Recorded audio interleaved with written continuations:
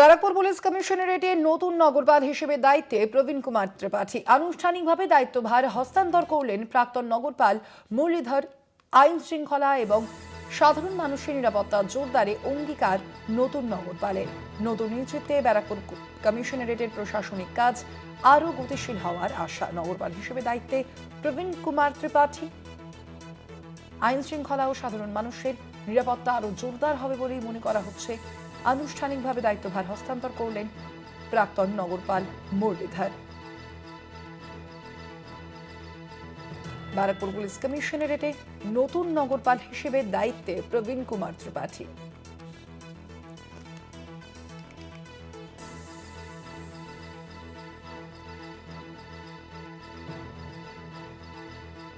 আমরা কথা বলবো বিষয়ে ফোন লাইনে রয়েছেন প্রতিনিধি শুভজিৎ সিং।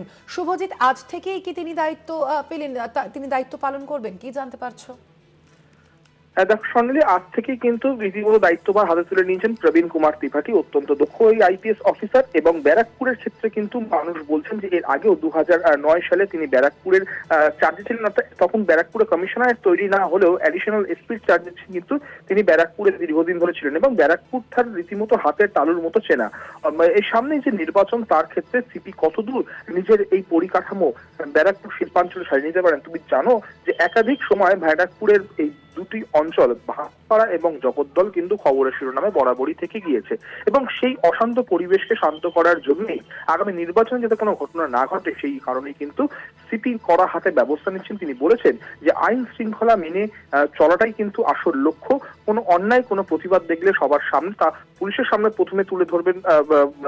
সাধারণ মানুষ যদি পুলিশের সামনে তুলে ধরেন সেই বিষয়গুলো যেমন দেখা যাচ্ছে, সেরকমই যে আজ থেকে উনি যে যোগদান করলেন, তারপরেও কিন্তু দীর্ঘক্ষণ যারা জোনাল ডিসি রয়েছেন, অর্থাৎ 3টে ডিভিশনে যারা ডিসিরা রয়েছে, তাদের সঙ্গে তারা দীর্ঘক্ষণ বৈঠক করেন এবং তারা কথা বলেছেন বেশ কিছুক্ষণ এই আইন শৃঙ্খলার বিষয়। যদি এখনো পর্যন্ত সিবির সাথে বিভিন্ন জায়গায় তিনি ঘোরা শুরু করেছেন, ব্যারাকপুরের বিস্তীর্ণ এলাকা তিনি ঘুরে দেখছেন বলেও কিন্তু ইতিমধ্যেই জানা গেছে। স্বর্ণালী, ধন্যবাদ তোমায়। আমরা কথা বলছিলাম, ফোন লাইনে ছিলেন প্রতিনিধি শুভজিৎ সিং। আজ থেকেই তার দায়িত্ব পালন করবেন প্রবীণ কুমার ত্রিপাঠী। নতুন নেতৃত্বে প্রশাসনিক কাজ আরও গতিশীল হওয়ার আশা করছেন সাধারণ মানুষ।